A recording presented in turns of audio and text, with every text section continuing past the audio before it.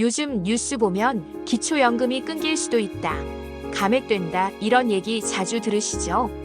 그래서 오늘은 꼭 알아두셔야 할 기초연금 중단의 핵심 이유 3가지와 놓치기 쉬운 관리 요령, 그리고 내년부터 달라지는 제도 변화까지 쉽게 풀어드릴게요.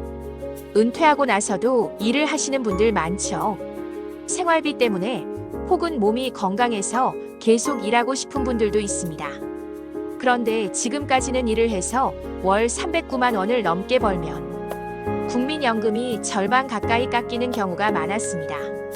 그래서 이럴 바엔 그냥 일 안 하지 하고 포기하신 분들도 계셨을 거예요. 그런데 내년부터는 이 기준이 크게 올라갑니다. 월 509만 원까지 벌어도 연금이 깎이지 않아요. 이건 정부가 열심히 일하는 어르신 응원합니다 하는 신호라고 보시면 됩니다. 그럼 이제 본론으로 들어가 볼게요.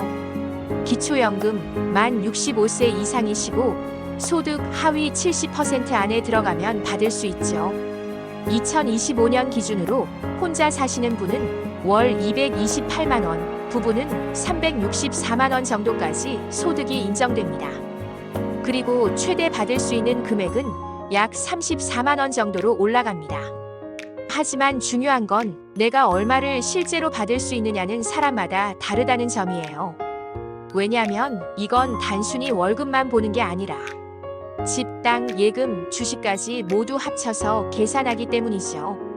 이때 소득인 정액이라는 게 핵심이에요. 이걸 기준으로 받을 수 있다 없다가 갈립니다. 예를 들어 일을 하셔서 월 200만 원을 벌어도 110만 원은 자동으로 빼주고 남은 90만 원 중 30%를 또 깎아요. 그래서 실제 계산에는 약 63만 원만 잡히는 거죠. 꽤 유리한 제도예요. 재산도 마찬가지예요. 도시에 사는 분이라면 집값 중 1억 3,500만 원은 그냥 빼줍니다. 예금도 2천만 원까지는 계산에서 제외돼요.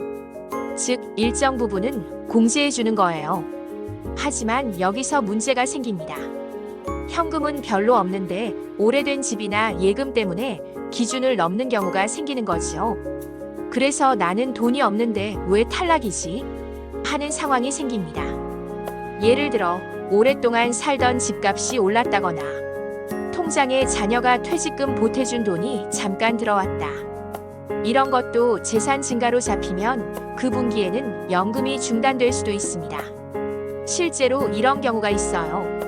첫 번째, 자녀 용돈 문제. 매달 같은 날 같은 금액이 자동이체로 들어오면 이게 고정소득으로 잡혀서 연금이 끊길 수 있습니다. 그래서 용돈은 가능하면 비정기적으로 금액도 매달 조금씩 다르게 받는 게 좋아요. 두 번째, 일시적인 큰 돈 입금. 예를 들어 병원비나 결혼 축의금으로 한 번에 300만 원 이상 통장에 들어오면 그 달에는 재산 증가로 보고 기초연금이 깎이거나 중단될 수 있습니다. 세 번째, 예금 관리 실수. 퇴직금을 그냥 일반 예금 통장에 넣어두면 2천만 원이 넘는 부분은 소득으로 환산돼요.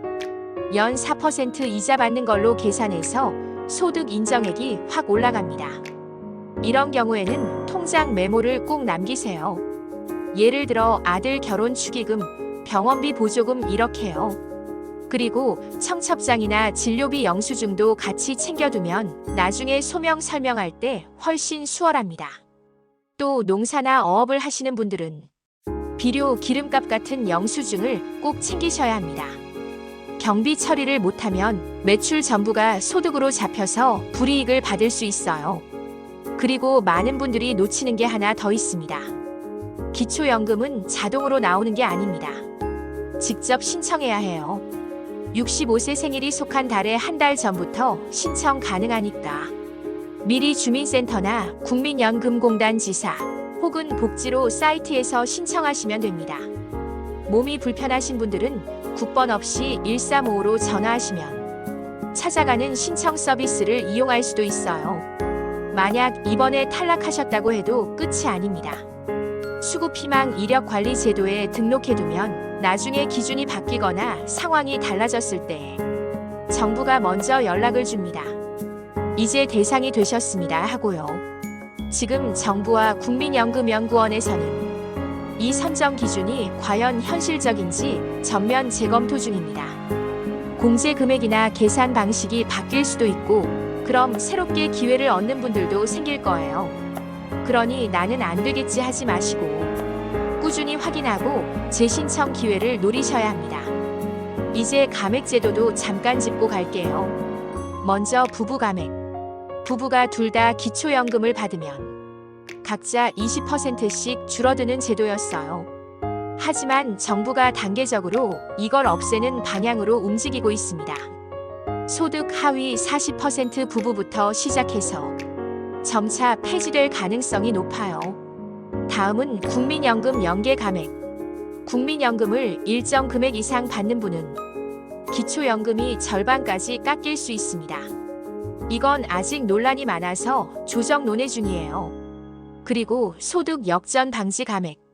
이건 기초연금을 받으면 기준보다 소득이 높아지는 경우 그 초과분만큼 깎는 장치예요. 그렇다면 왜 이런 제도들이 자꾸 바뀔까요?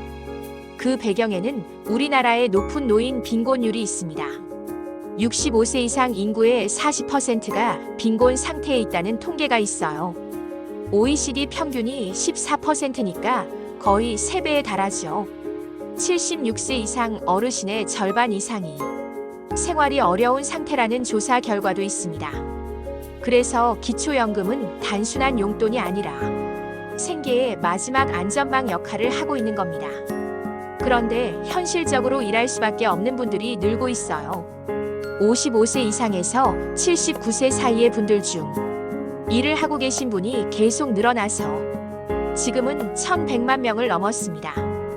그중 대부분은 단순 노동이나 서비스직이에요.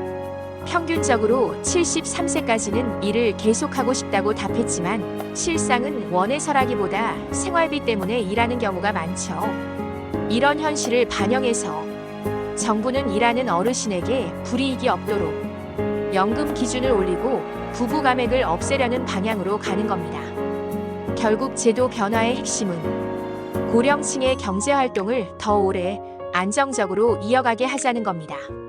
마지막으로 핵심을 정리하면 이렇습니다.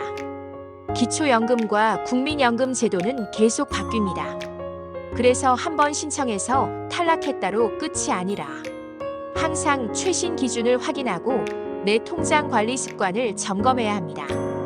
용돈은 비정기적으로 큰돈이 들어오면 통장 메모 남기기, 예금은 여러 통장으로 분산, 영수증은 꼼꼼히 챙기기. 이 4가지만 지켜도 기초연금이 갑자기 끊기는 일을 피할 수 있습니다. 오늘 내용이 도움이 되셨다면 좋아요와 구독 눌러주시고요.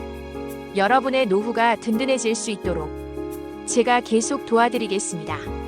지금까지 시니어 천하였습니다. 감사합니다.